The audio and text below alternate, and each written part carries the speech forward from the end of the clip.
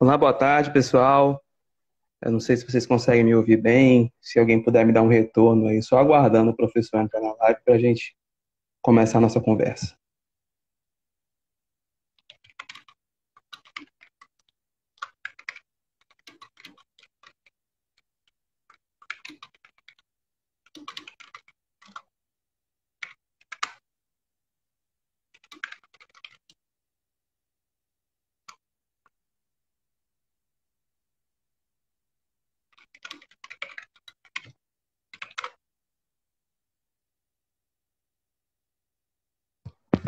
Tudo certo, pessoal? Alguém pode me dar um retorno aí sobre o áudio?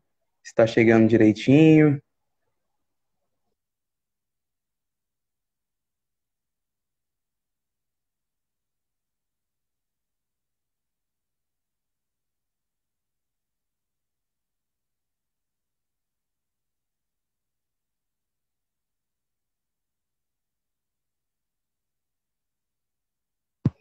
Perfeito, obrigado aí, Lobo do Asfalto. Só aguardando agora.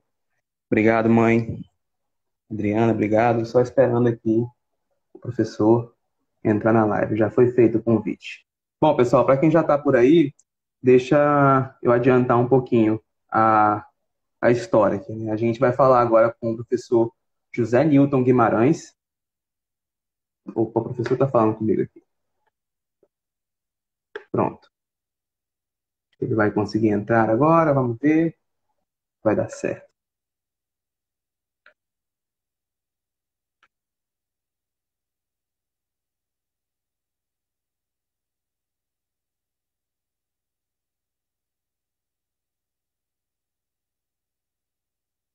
Vai dar certo.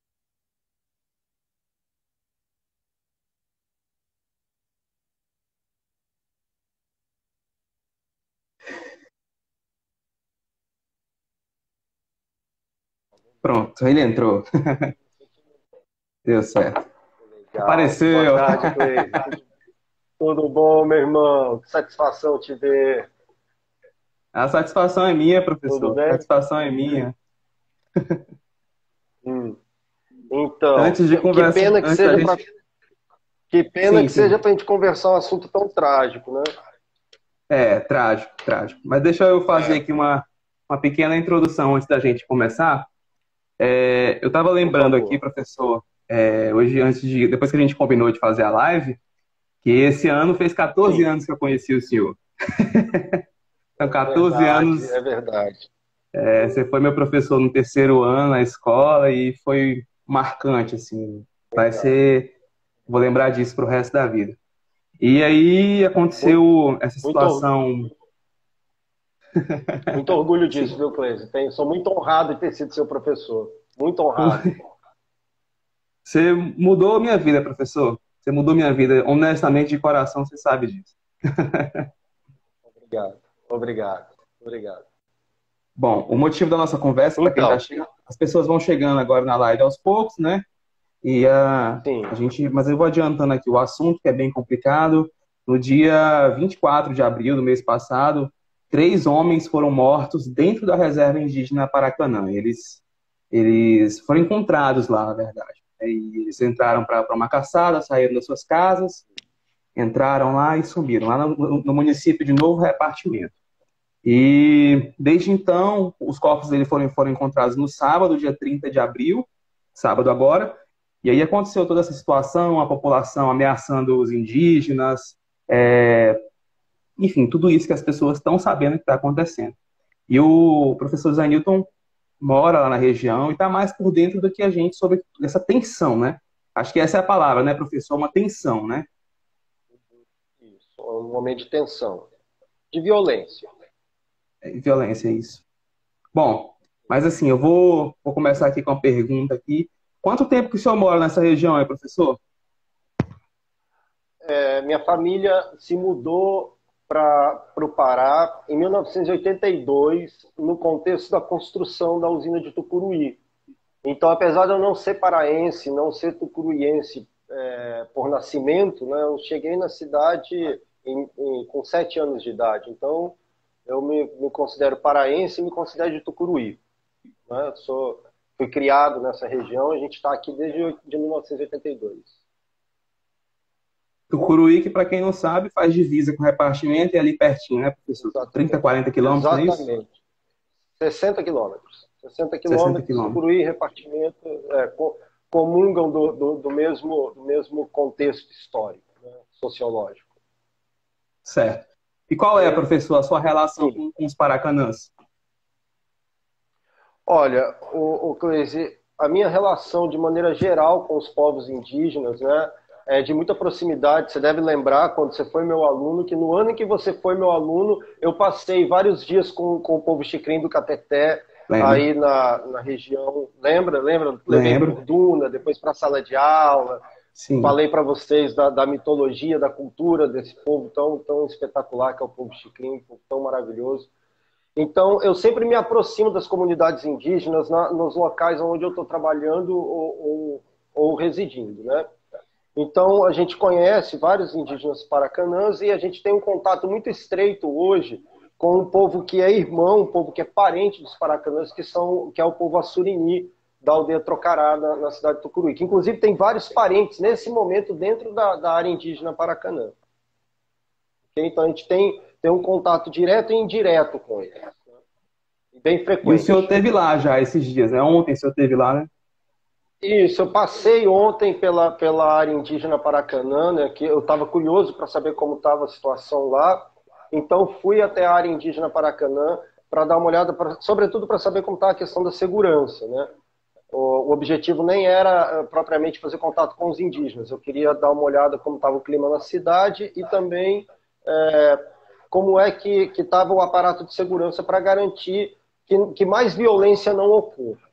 Né, que mais violência não ocorra. E, para minha surpresa, para minha grata surpresa, já sabia pela imprensa, né, mas encontrei a área patrulhada pela Força Nacional de Segurança. Certo. E o clima na cidade, como é que tá? Positivo. Né? Oi? E o clima na cidade, como é que tá? Muito tenso, Cleise, muito tenso, assim, por toda hora, né? Agora com o advento da internet, das redes sociais, dos grupos de WhatsApp, o Instagram, essa coisa toda, o tempo todo a gente fica, igual eu encaminhei algumas coisas para você deve ter percebido, cartas de ameaça, áudios de ameaça, existe um clima muito tenso e um discurso muito forte de vingança, né? Então, eu queria falar um pouco com vocês sobre isso e assim, não sei se você quer fazer alguma pergunta ou eu posso comentar com você mais ou menos uma coisa que preparei. Antes de mais nada, eu queria que o senhor me falasse quando e como que o senhor soube do acontecido com os 3 homens, com os 3 jovens lá em repartimento. A gente soube pela imprensa quando começou a vazar as informações de que eles estavam desaparecidos dentro da área indígena. Né? E a partir daí a gente começou a acompanhar em função da nossa proximidade com os assurinis. Então a gente compartilhou, inclusive compartilha da aflição dos nossos amigos assurinis que estão com parentes dentro da área e, enfim, estão muito preocupados com o aumento da violência e com retaliações, enfim, coisas que possam... Sim. Então a partir daí a gente passou a acompanhar a questão em função da proximidade com eles. Que estão no município de Tucuruí. Aí, por coincidência, né, e por proximidade, a gente passou a acompanhar também a questão pela imprensa. Por isso, a minha visita ontem lá na área, lá, para, em loco, constatar como estava a coisa. E agora, acho que aquilo que o senhor tinha preparado para dizer, qual que é a sua visão sobre esse assunto, professor? Foram 3 jovens que entraram, como é que é? Fala a sua visão sobre isso. Olha só. Primeiro, eu quero dizer o seguinte. Primeiro me apresentar, né? Eu sou professor de História, sou bacharel e licenciado em História pela Universidade Federal de Uberlândia, trabalho, né, nessa área já há muito tempo, hoje trabalho na Secretaria do Meio Ambiente, né, da cidade de Tucuruí, e sempre fui muito próximo das causas sociais, dos movimentos sociais, em especial dos movimentos indígenas, né? E, dito isso, a primeira coisa que a gente tem que falar sobre esse assunto é lamentar a perda de vidas humanas, né, de jovens. Sim. Né? Eu sou pai e eu sei que a dor mais dolorida é aquela para a qual a natureza não nos preparou, porque, Cleise, eu vou te dizer, eu já perdi meu pai. Foi uma dor terrível, mas eu consegui superar. Eu não imagino como deve ser perder um filho meu, porque eu sou pai também, porque é antinatural. Os velhos devem morrer antes dos jovens, então essa dor, ela é...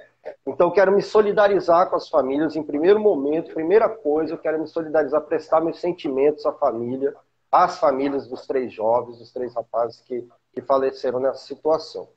Né? Então acho que a primeira coisa que a gente tem que dizer com relação a uma situação dessa é isso. Porém, eu sou um cientista humano e eu quero compartilhar com vocês um pouco da visão que nós temos, que as ciências humanas, né, que a sociologia, a história, a filosofia tem para contribuir com um momento desse, para que a gente possa pensar isso com mais racionalidade e aí sim, se for o caso, enquanto sociedade, encontrar soluções para que isso nunca mais ocorra. Porque nós não queremos viver numa situação, num contexto de violência, onde os jovens morrem. Não é verdade? Seja de que lado for, aonde os jovens são assassinados. Isso é terrível. Isso é terrível para qualquer civilização. Isso é uma prova do nosso atraso. Então, é isso. Agora, eu quero comentar com vocês sobre a natureza dessas 3 mortes. Isso é importante. Olha só. Jovem morrer, então, é antinatural. Em que situação os jovens morrem? Pode morrer de doença, não é verdade? Não é o caso. Pode morrer de uma violência gratuita, brigando na rua por causa de namorada. Quantos amigos nós já não perdemos assim? Muitos. Mas também não é o caso. Pode de acidente de trânsito, que também mata, vitima muitos amigos nossos, muitos jovens, vários alunos meus já perdi assim. Mas também não é o caso. Essa violência que vitima esses 3 jovens, ela é histórica e socialmente construída nessa região. Nós não temos como fechar os olhos para isso. Ok? Então, olha só, são 3 jovens que morreram numa região marcada pelo conflito de terras, pelo conflito pela posse da terra. E pelo conflito pela posse da terra em cima de área indígena. Você está entendendo? Para você ter uma noção, a ocupação dessa região se dá a partir do sul do Pará, se dá mais massivamente pelo agronegócio, pelo grande capital, pelo próprio Estado brasileiro, se dá mais ativamente a partir dos anos 70, no contexto da ditadura militar. Isso, de ocupação daqui da região norte, né? Isso, para você... exatamente. Então, observa, são muito poucos anos esse conflito, esse deslocamento de nações indígenas de um lado para o outro. Por exemplo, os gaviões que estão em Marabá estavam em Tucuruí. São os gaviões da Cachoeira do Tocantins de Tucuruí, estão em Marabá. Então, esses povos eles foram sendo expulsos dos seus territórios. E isso é muito recente para a história dessa região. Só para fazer uma comparação, o Estado de Israel foi criado em 47. E olha o conflito que ainda existe até hoje entre Israel e Palestina. Os Paracanãs, os Xicrins, os Assurinis, os Craôs, os Tembé, os Guajajara, até 1970, não tinham sofrido ainda a invasão do seu território na escala que existe hoje. Então, observa como o confronto, o conflito, e é conflito mesmo, ele existe. E tá na nossa cara. Sabe por que a gente não chama de guerra? Sabe por que a gente não chama de guerra? Por uma opção da nossa sociedade fechar os olhos para isso. Olha, Cleise, vou fazer mais uma comparação com Israel. Eram 15 milhões de indígenas quando o Brasil foi descoberto, aproximadamente. 15 milhões. Hoje, você tem aproximadamente 500 mil pessoas, 500 mil indivíduos vivendo em reservas pelo Brasil afora. São 14 milhões e 500 mil mortos no processo de ocupação do território. E eles ainda não têm seu Israel, viu? Eles não têm sua área. E a sua área é constantemente invadida. Então a gente precisa começar a abrir os olhos para ver o que de fato está acontecendo nessa região. É um confronto, é uma área de conflito e o local que os jovens morrem é em área de conflito. Local que pai enterra filho morto pela violência, que não é a violência gratuita, que não é o acidente, é área de conflito. Onde é que... Olha, tem um lugar no Brasil que os pais enterram os filhos, nas periferias das cidades brasileiras. Tem lugar que o pai está enterrando o filho agora, na Ucrânia. O soldado é mais novo que o pai. Você está entendendo? Então, Sim. toda a zona de conflito, os pais enterram os filhos mortos pela violência por arma de fogo. Então, o fato deles terem morrido dentro dessa área, 3 pessoas, assim, morreram numa zona de conflito. Nós não temos como negar isso. Percebe?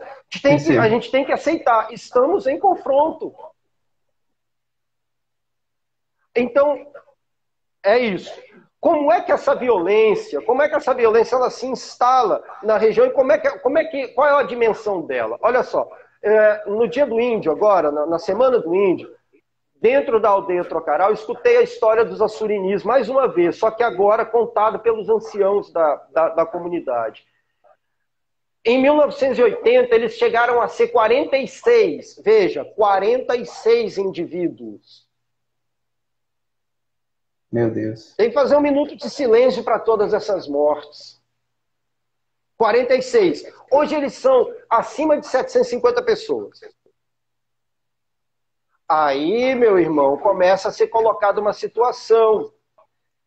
Há 46 pessoas quando a reserva indígena é criada. Agora, cresceu demograficamente a comunidade. A reserva que não era toda ocupada, ela passa a ser cada vez mais toda ocupada. No Mato Grosso já tem um movimento de retomada dos Guarani Kaiowá sobre as áreas que perderam para o latifúndio.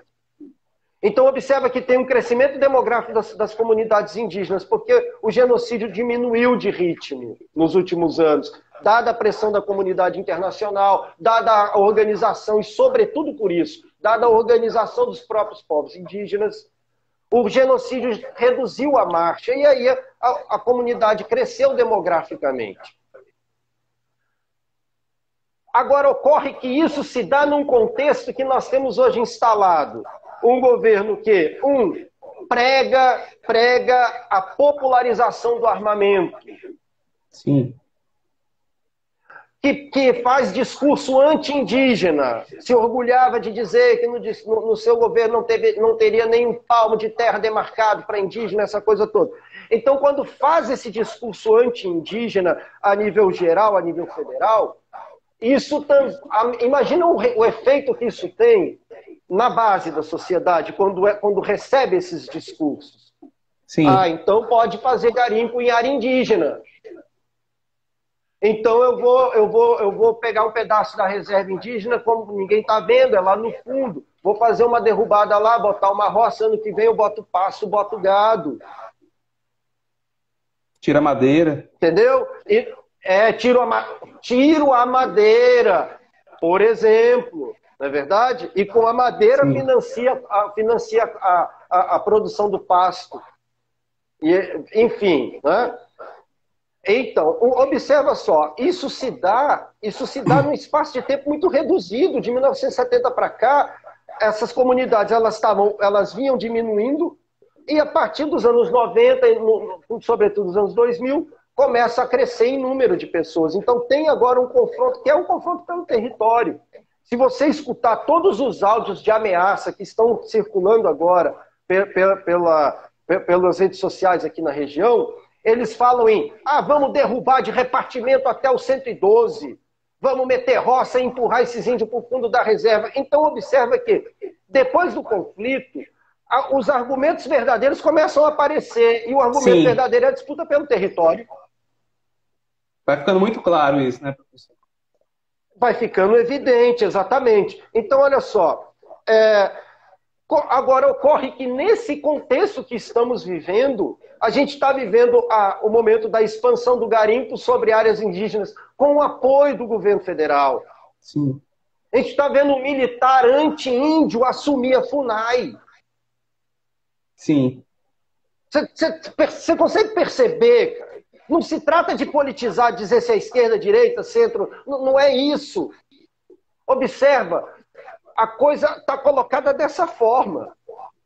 Para que o agronegócio faça o avanço sobre as áreas indígenas, para que o garimpo faça avanço sobre a área indígena, para que o extrativismo, na sua grande maioria ilegal, avance sobre as áreas indígenas. Aí, nesse contexto, nessa bolha toda, observa, a gente precisa ter distanciamento científico para falar disso. Então, vamos deixar agora um pouquinho a dor das vítimas e da família, vamos pensar historicamente, sociologicamente, deixar a comoção de lado e observar. Nesse contexto todo, imagina que você fosse indígena. E nesse contexto você encontrasse 3 homens, filhos de fazendeiros, da cidade do repartimento. Deixa eu te perguntar uma coisa. Essas terras que foram repartidas no repartimento pertenciam a qual comunidade?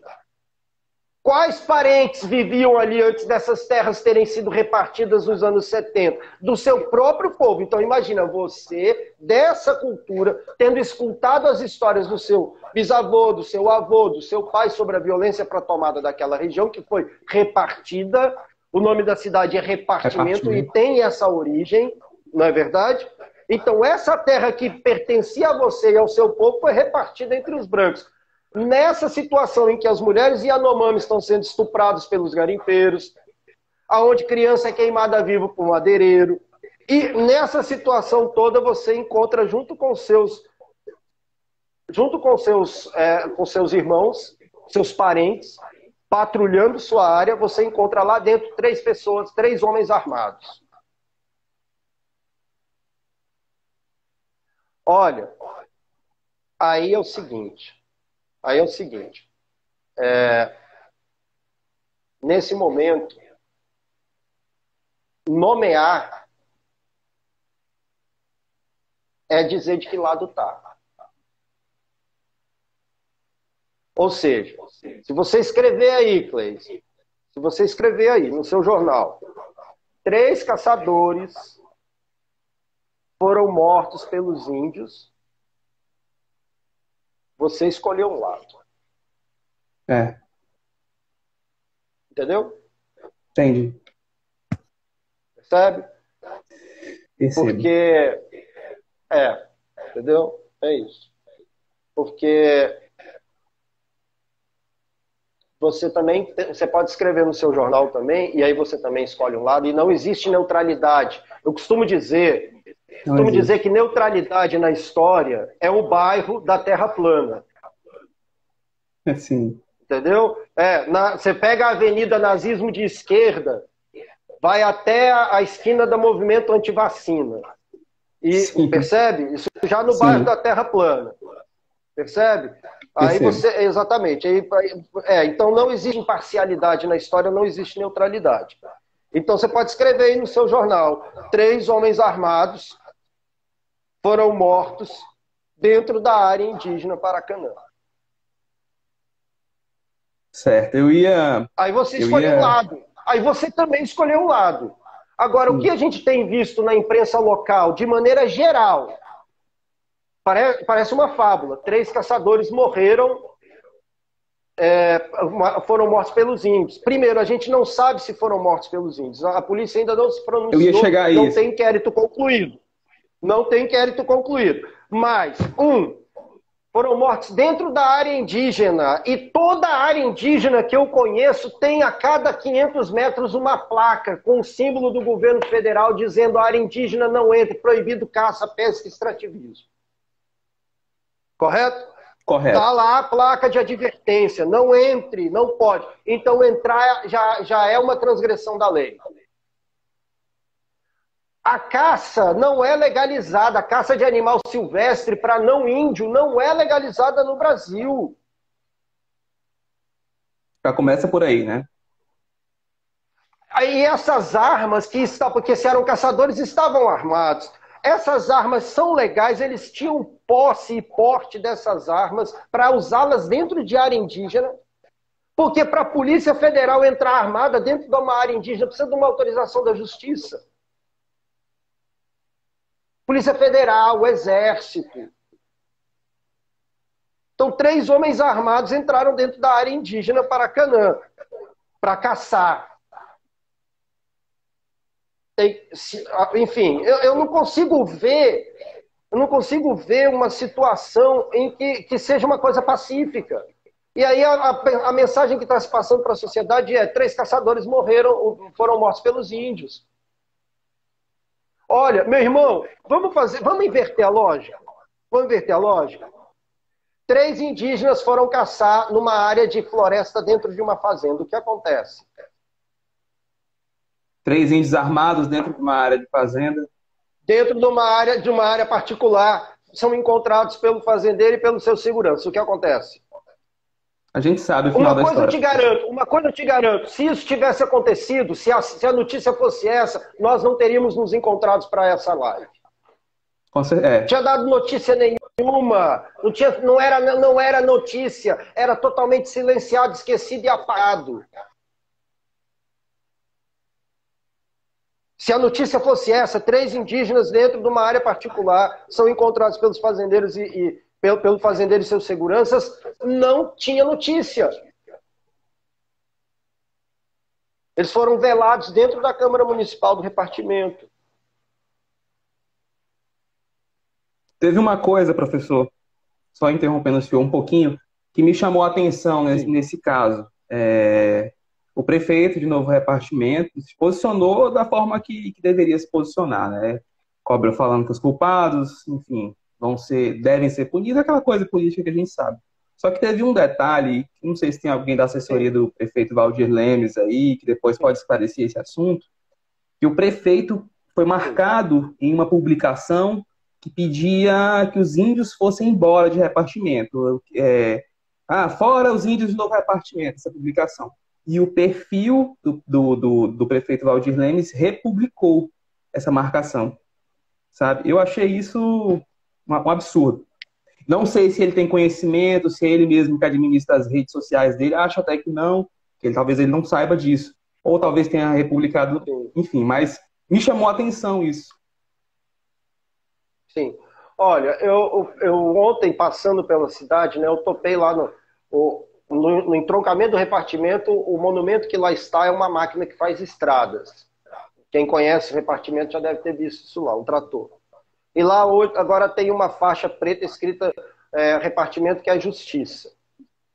E eu fiquei refletindo e queria dividir essa reflexão com vocês, que é a diferença que existe entre justiça e vingança. Justiça quem faz é o Estado. O Estado, então, o conjunto de leis, de normas, de instituições que controla, que rege a sociedade, faz justiça a partir das suas instituições. Então, o Estado agora cabe investigar todos os elementos envolvidos nessa cena de crime e, a partir da legislação vigente, estabelecer aquilo que é justiça. A partir, inclusive, dos órgãos de justiça, do judiciário. Então, o repartimento que é justiça, o repartimento quer que o Estado, que eu acho que é o correto, interfira nessa situação para que não haja mais derramamento de sangue, para que não haja mais violência. Então, o Estado interfere e impõe a justiça. Vê o que aconteceu, como foi que aconteceu, as circunstâncias da morte, investiga, descubra quem matou e o que a legislação estabelece a esse respeito. Defendo isso para eles, para mim, para você, para os meus filhos. Isso é justiça. Sim. Vingança, quem faz é o indivíduo. Os índios fora do repartimento é vingança. É vingança. Agora ficou estreito para eles. Agora, quando eles vierem aqui na cidade, nós vamos... É vingança. Isso não é justiça. Vou só interromper, só para complementar. Um comentário aqui de uma pessoa. A pessoa comentou aqui, então ela expôs o nome dela, então eu vou expor.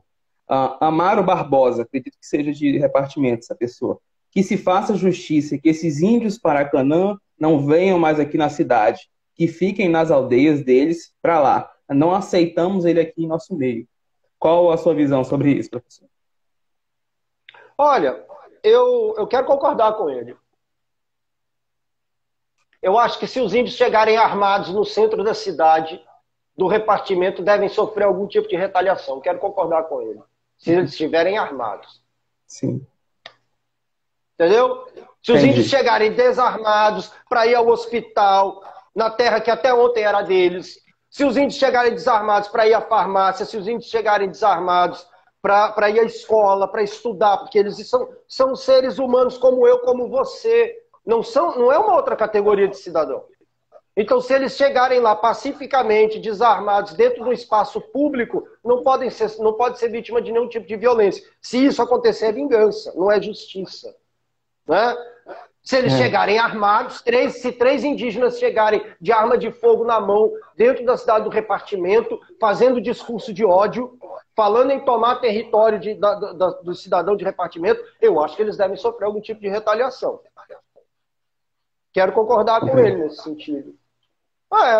Sim, não é verdade? Exato. Sim. Porque eu estou escutando isso direto. Eles vêm aqui, convivem com a gente não pode ir lá. Eu já fui na aldeia, eu já estive com os pataxós em Coroa Vermelha, no sul da Bahia. Eu já estive na aldeia Ixambioá, aqui na divisa do Pará com Tocantins, fiquei vários dias lá. Eu já estive com os Xicrins no Cateté por vários dias, na época era até seu professor. Já estive com os Craô, com os Tembé, e tenho convívio quase que diário com os Assurinis. Eu nunca cheguei armado dentro da área deles, tanto que eu estou aqui. Não é verdade? Eu nunca tive problema nenhum, mas eu também nunca cheguei armado lá. Então eu acho que se os indígenas chegarem armados na cidade de repartimento, devem ser recebidos com os rigores da lei, com a presença do Estado, devem ser automaticamente encontrados pela polícia e desarmados e sofrer as penalidades necessárias. Ok? E se não houver ninguém lá, se não houver polícia lá, e o povo do repartimento se sentir ameaçado, imagina, olha, tem várias histórias sobre essa... Eu tenho certeza de uma coisa, Cleis, eu não vou entrar em detalhes, porque por enquanto tudo é especulação. Mas eu tenho certeza de uma coisa, meu irmão. Na hora que a polícia elucidar essa situação toda, essa história de 3 caçadores apenas, parece uma coisa assim bem pueril, eu não sei se vai se confirmar. Eu não sei exatamente os detalhes do crime, como foi que aconteceu. Porque é crime, é assassinato. 3 homens foram assassinados dentro da área indígena. Assassinato. 3 pessoas foram assassinadas. Isso aí é assassinato. Correto? Sim, correto. Agora, exato. Só que aí depois também são 3 homens armados dentro da área indígena foram assassinados. Ou pelo menos, se não foram assassinados dentro da área indígena, foram encontrados dentro da área indígena. Porque também o Pará não é para amadores, e o Brasil não é para amadores. E também pode ter acontecido o assassinato por outras questões em outra área. Não estou dizendo que foi isso que aconteceu. Sim, eu entendo. E os corpos terem sido colocados lá. Também pode ter acontecido por várias situações. Não, a gente não sabe. Foi essa hipótese que uma pessoa aqui em Canaã dos Carajás ontem falou comigo, eu escrevi um texto ontem, né, mesmo que de longe, sobre essa situação.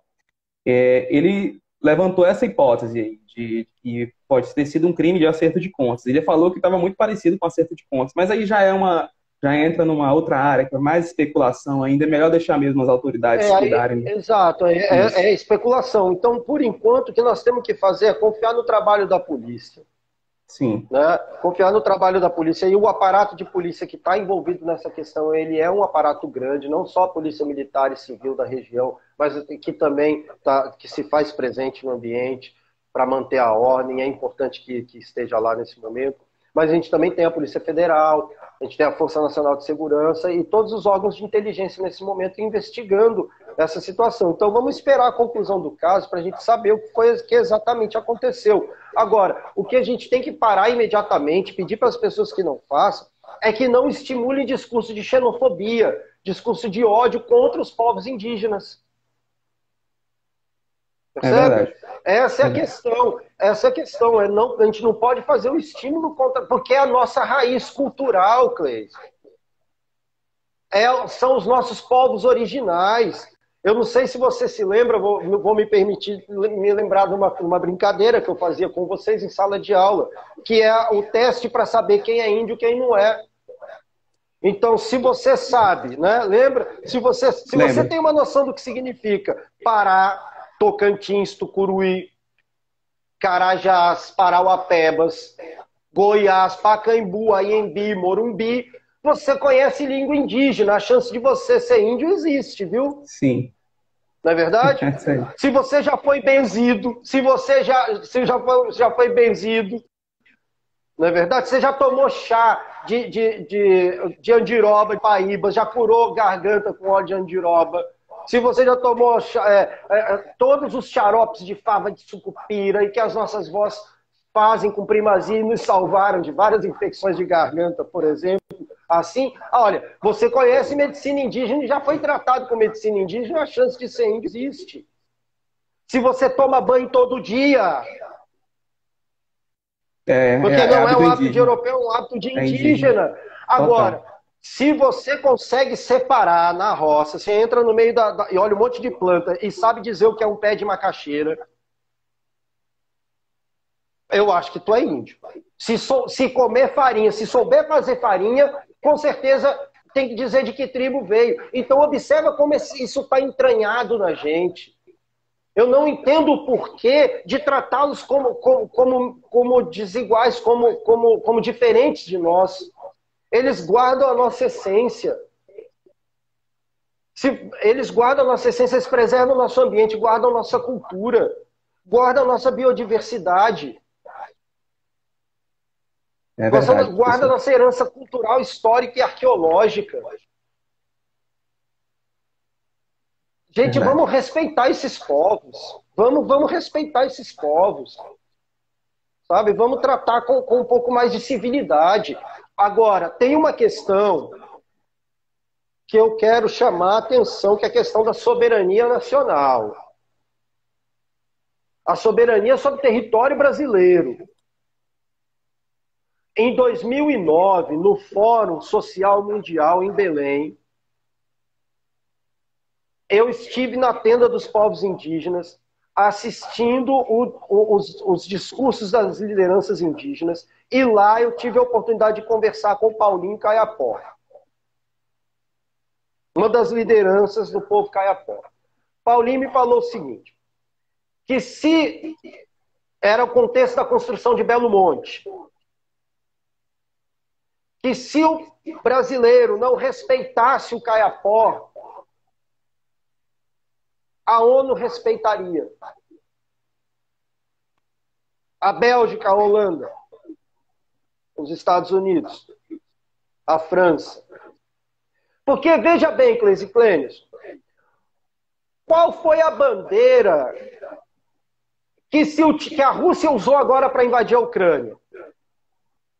Defender as minorias russas que estavam sendo vítimas de genocídio dentro da Ucrânia, invadir o território.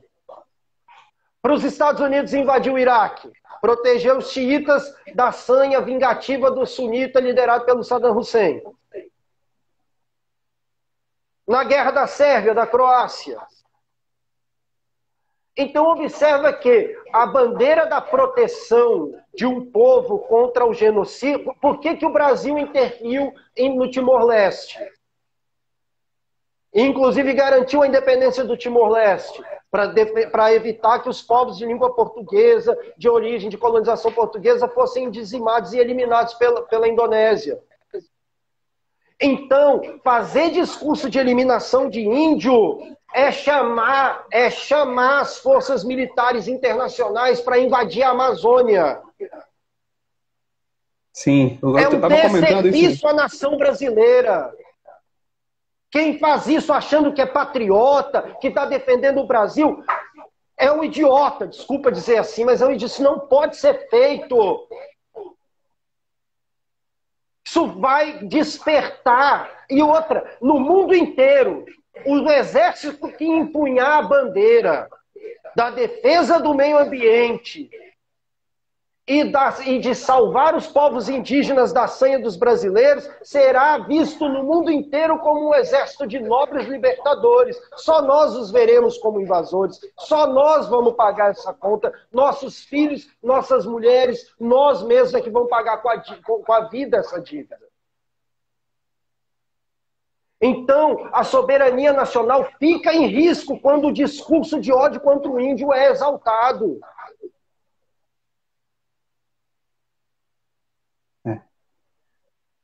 Percebe? Percebe? Assim, eu vim mais para incomodar do que vim mais para fazer pergunta, vim mais para colocar questionamentos que precisam ser ditos nesse momento do que fazer coro com o senso comum. Sim, porque não, isso é perigoso pra gente. O tempo é seu, o tempo livre. Sim, o espaço é seu. Tem pergunta aí, o pessoal quer perguntar, quer colocar alguma coisa? Não, tem aqui sim. Tem pergunta para fazer? Tem é bem polêmica essa aqui, professor. A Eliedna Ferreira. Os índios daqui, eles só vivem bebendo cachaça. E eu te pergunto, essa é a cultura desses preguiçosos? Olha, quem é que vende essa cachaça pro índio? Porque eu conheço índio, o índio bebe cauim, que é uma bebida fermentada alcoólica também, mas feita de mandioca. Já tomei cauim. Como é que esse índio consegue essa cachaça? Onde é que vende? Quem vende? É verdade. Tem problema de alcoolismo mesmo. Imagina você vendo sua comunidade crescer, a reserva do mesmo tamanho. Você vai na cidade, você é discriminado, você não pode ir com a sua pintura corporal. Sua cultura é discriminada, seus filhos são discriminados, são vítimas de preconceito. Você é vítima de ameaça junto com o seu povo, vítima de eliminação. Você acha que isso não vai gerar nenhum tipo de psicose, não? Você acha que não? Você sabe, vou fazer mais um paralelo com o povo judeu. Faça uma pesquisa para você saber como era a questão do abuso de álcool e drogas nos guetos judaicos no período da ocupação nazista. Quando o judeu estava sem perspectiva de vida, esperando a câmara de gás. Vai lá saber como era a questão do alcoolismo entre eles. É verdade sim. Todo povo que se encontra sem perspectiva, todo povo que se encontra discriminado, acuado, enfiado dentro de um gueto, tem problema com álcool e droga. É verdade. Isso acontece. Agora, isso não é questão de moral do índio. O cara não é bom ou mal, a questão não é essa. A questão também é sociologicamente construída. E essa pinga é Pirassununga. Olha que legal, o nome da cachaça é Pirassununga, que é o nome indígena, tá? Beleza? É perto de Sorocaba, perto de Itu, perto de Pindamonhangaba, de Uberaba, de Uberlândia. Ok? Nas margens do Rio Paranaíba. Percebe? Tudo era deles. Agora ele só tem a garrafa de Pirassununga, é verdade. Tem índio com problema de alcoolismo mesmo. Isso nos preocupa muito. Deve ser objeto de preocupação também e solidariedade de toda a sociedade brasileira. Como a gente tem por todas as pessoas que têm problema com o alcoolismo. Professor, a gente conversou, então eu sei que o senhor continua tendo contato com os povos indígenas já depois desse ocorrido. Eu queria perguntar para o senhor se eles estão com medo dessa situação e se diante desse medo, se eles estão sentindo ou não, se eles vão responder à altura numa iminência de um massacre, né? Se eu acho que eles vão responder à altura, como é que vai ser? Se os indígenas vão responder à altura, uma eventual retaliação do povo, enfim, das pessoas. Olha, os indígenas estão com medo. Os indígenas estão com medo. mas os povos indígenas brasileiros não são povos violentos, não falam em vingança. Eu nunca escutei, em momento algum, em nenhuma aldeia que eu fui, nenhuma liderança indígena, apesar do genocídio dos 14 milhões e 500 mil mortos do processo colonial até hoje, Em 500 eu anos nunca só, né? escutei, em 522 anos, né? 22 Só. agora, em 522 anos, da gente matando índio e fazendo monumento para o Borba Gato, para o Anhanguera, para o Caramu, enfim, né? E erguendo monumento aos assassinos dos índios, eu nunca vi índio falar em vingança. Eles estão amedrontados agora, eles estão acuados, estão inclusive solicitando apoio e proteção das instituições de segurança, porque eles têm medo, sim, da violência que pode se estabelecer a partir de agora. Porque você observa uma coisa, a dor das vítimas agora, somada à cobiça pelo território, forma a tempestade perfeita contra os indígenas. Então eles estão com muito medo. Muito medo. E o que um povo diminuto e desarmado, que não possui uma instituição de segurança. Índio não tem exército. Índio não tem polícia. O que é que eles podem fazer para, numa eventual ataque das vítimas e de pessoas interessadas no território? O que eles podem fazer para retalhar? Como isso, gente? Imagina uma luta... uma luta, não é nem de Davi contra Golias. É uma luta, sei lá, igual, sei lá, dos Estados Unidos contra uma currutela do interior do Brasil. O que o povo Paracanã pode representar? O que é que qualquer nação indígena ou todas as nações indígenas brasileiras reunidas pode representar de risco para esse país? O que os Paracanãs podem representar de risco para a sociedade do repartimento? As pessoas não acordaram para a verdade, mas o fato é que os Paracanãs estando lá e a reserva lá, preservando a biodiversidade, é inclusive patrimônio do município, do repartimento e do povo brasileiro. Não só cultural, patrimônio mesmo, em divisa. Nós temos agora trilhões de euros, de dólares, para fazer compra de crédito de carbono. Sim. Então, inclusive, pode ser fonte de divisa. Essa preservação ambiental tem valor. A preservação desses povos tem valor. A destruição desse meio ambiente e a chacina e o genocídio contra esses povos também tem custo. Isso precisa ficar claro. A gente precisa assumir nosso papel como sociedade frente a essa questão. Então, não permita, meu amigo, que você que está assistindo, não permita que o discurso de ódio contra os indígenas se propague. Isso não quer dizer que você está contra a família, contra a dor da família, que você está apoiando quem matou. Não se trata disso.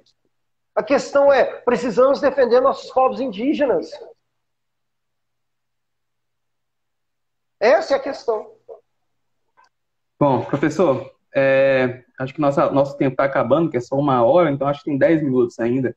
Eu vou fazer uma pergunta aqui bem direta com o senhor, que é uma pergunta bem delicada, e assim que o senhor responder, eu vou ler alguns comentários. Eu vou ler logo esses comentários aqui, professor. Depois o senhor comenta os comentários e aí eu em cima da pergunta. Os índios aqui têm armas de fogo igual aos moradores em repartimento. Todos sabemos disso. Eles têm como se defender, sim. A vida do ser humano não tem valor, a vida do homem branco não tem valor, só dos índios. Fale isso para a mãe deles ou para os filhos que eles deixaram pequenos. Enfim. Agora sim, a minha pergunta é bem direta, professor. O senhor acha que os índios mataram os 3 caçadores?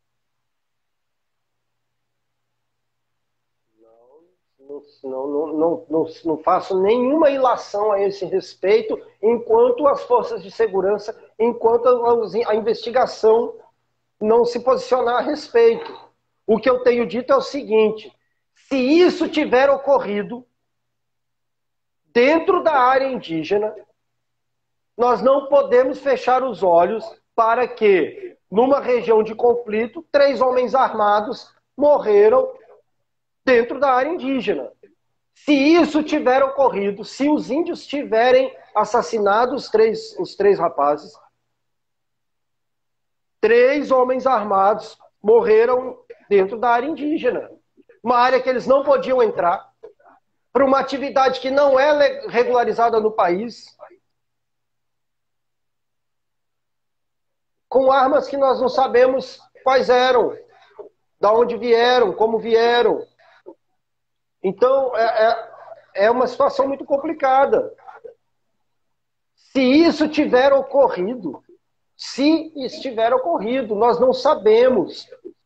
Olha, só para lembrar, nós estamos no país em que no Rio de Janeiro, para não ter aumento do índice de homicídio numa delegacia, é comum os policiais pegarem o corpo e jogarem em outro bairro. Sim.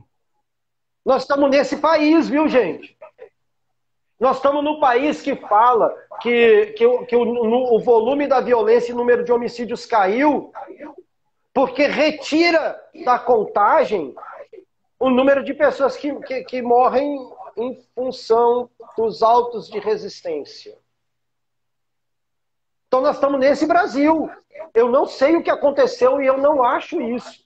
Se tiver ocorrido, nós não podemos fechar os olhos que são 3 homens armados dentro de uma área indígena, fazendo uma atividade que é ilegal. Certo. É disso que se trata. Tem uma pergunta aqui, professor, que eu queria que o senhor respondesse. Quais as medidas e políticas públicas nesse sentido você, como professor de história, sugere que sejam adotadas? Olha, política pública, imediatamente mudar o rumo da política pública que está colocada agora, onde você tem um anti-índio militar presidindo a FUNAI, onde você tem a liberação de garimpo em terra indígena.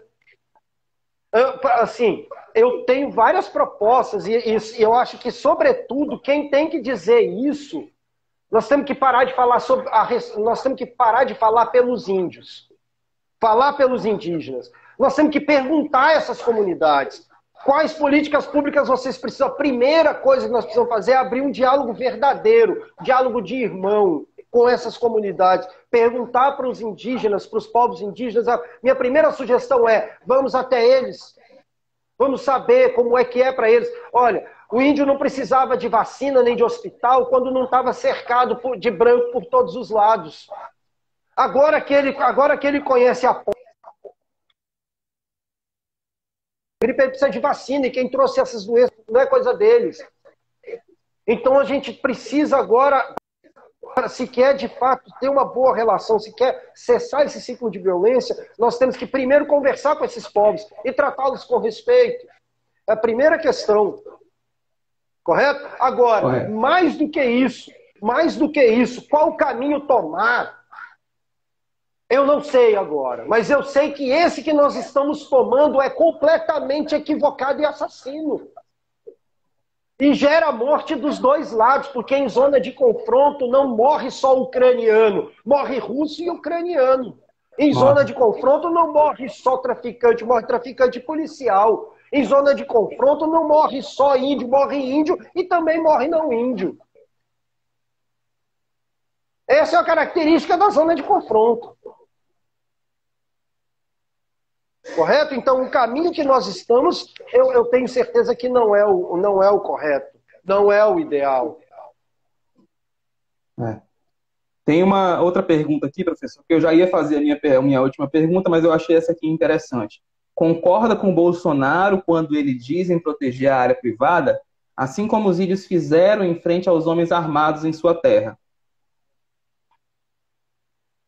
Olha, é o seguinte, esse fim de semana, né, no calor das discussões a esse respeito, eu me envolvi num debate numa rede social a esse respeito, e eu fiz questão de publicar o vídeo do Bolsonaro visitando o stand da Taurus, onde ele pega um fuzil da Taurus. Você pode pesquisar aí pelo YouTube, aí, Bolsonaro tal, no stand da Taurus, aí você vai ver. Ele pega um fuzil, primeiro ele pega uma pistola e diz, olha, quando eu for presidente, você primeiro vai ter isso, depois você vai ter isso, e mostra um fuzil de guerra.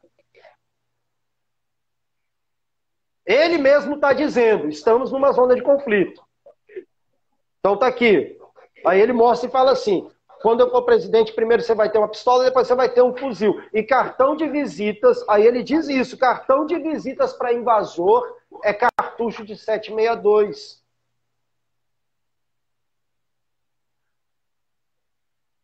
Entendeu? Então observa. Agora, olha só, quando as pessoas fazem um discurso forte pró-armamento, elas acreditam que os únicos armados serão eles. Agora a arma, quem é que precisa da arma? Quem se sente ameaçado. Então vou te dizer, no Brasil, o povo preto se sente ameaçado. Sente. A comunidade LGBTQI+, se sente ameaçada. As comunidades indígenas se sentem ameaçadas.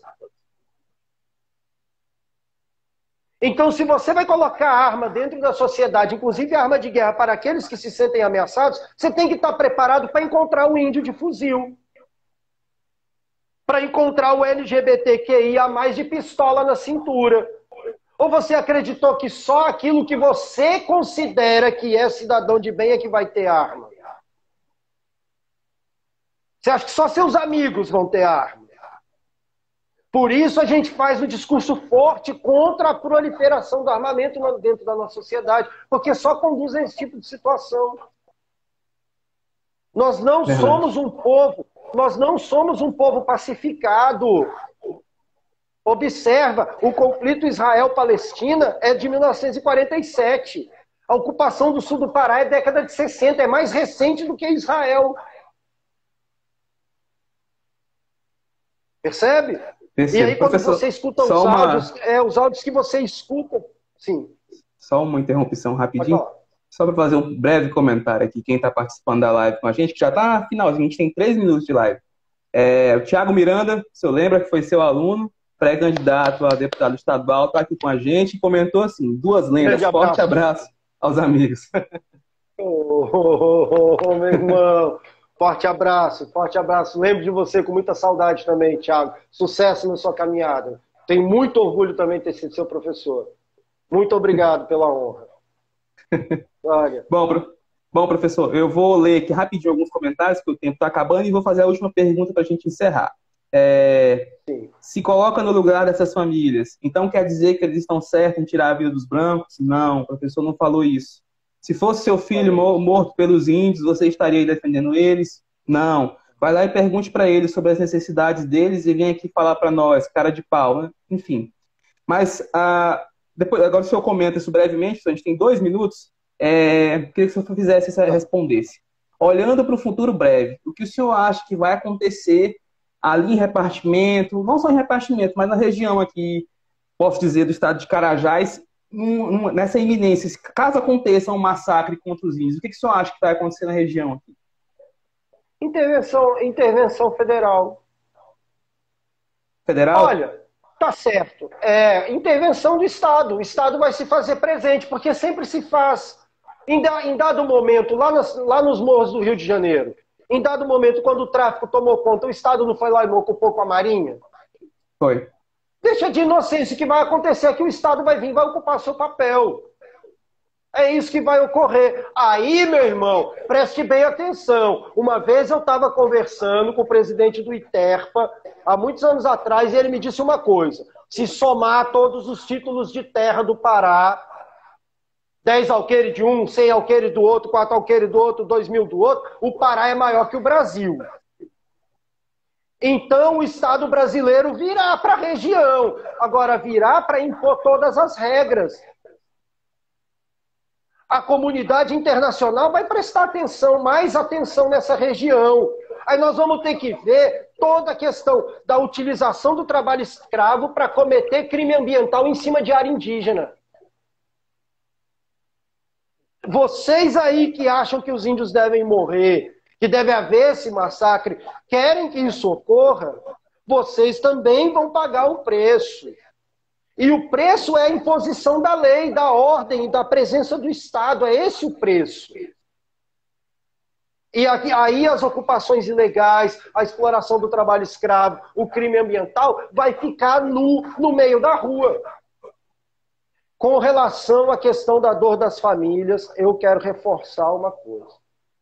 A dor pela perda do filho é incomensurável. As famílias têm o meu respeito.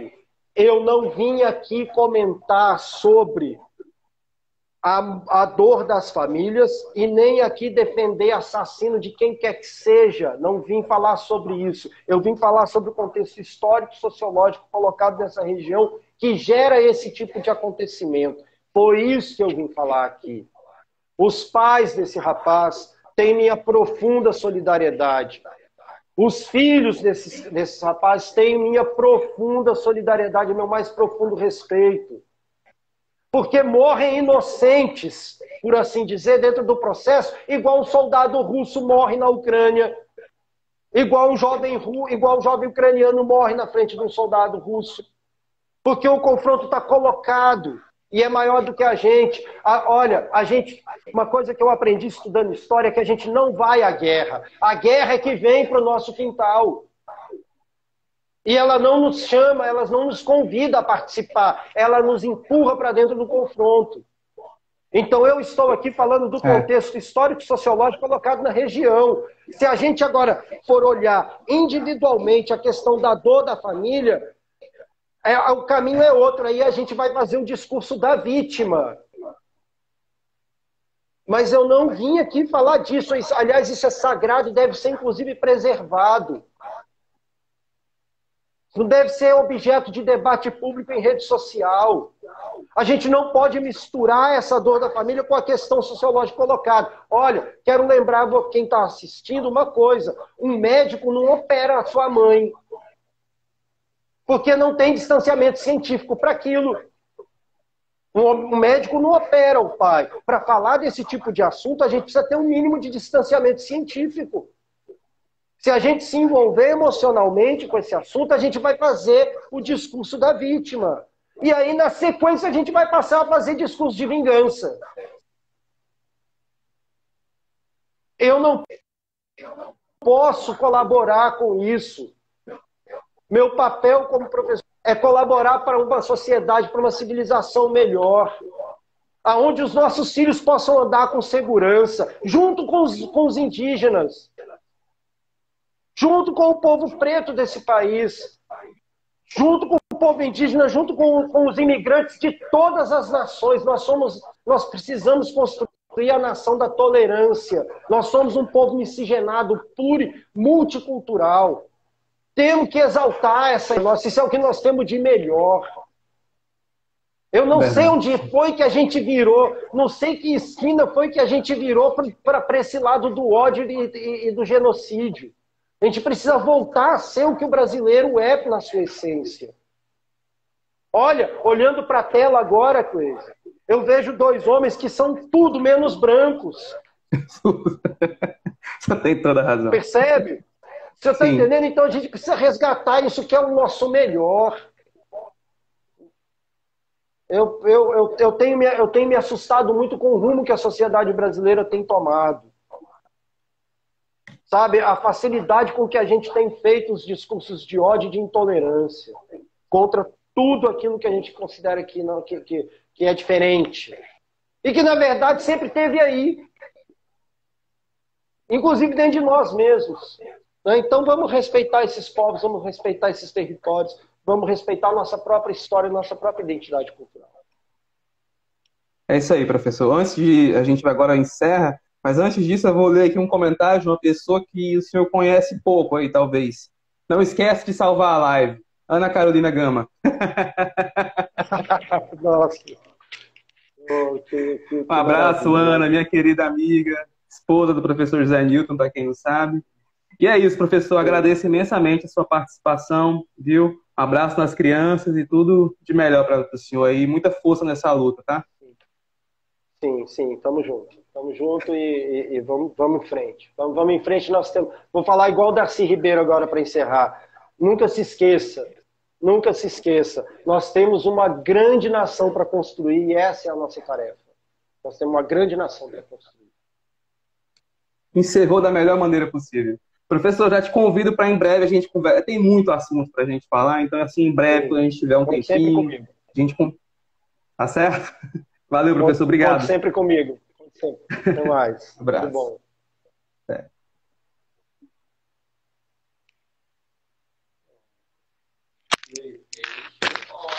Gostou? Tá.